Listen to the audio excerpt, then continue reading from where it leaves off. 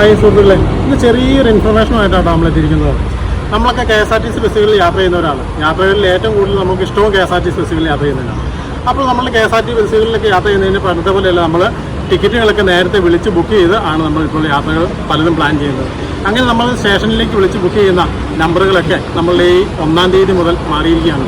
അപ്പോൾ land ഫോണുകളെല്ലാം cut ചെയ്ത് നമ്മളുടെ മൊബൈൽ ഫോണുകളിലേക്ക് നമ്പറുകൾ മാറിക്കൊണ്ടിരിക്കുകയാണ്.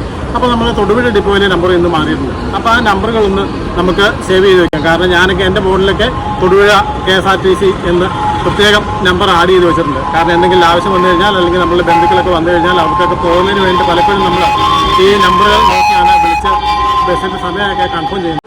നമുക്ക് നമ്മുടെ പരിചയത്തിലുള്ളവർക്കും ഒക്കെ ഇതൊരു ഉപകാരമാവും. അപ്പോൾ ഈ നമ്പർ ഒന്ന് നോട്ട് ചെയ്തോ കേട്ടോ.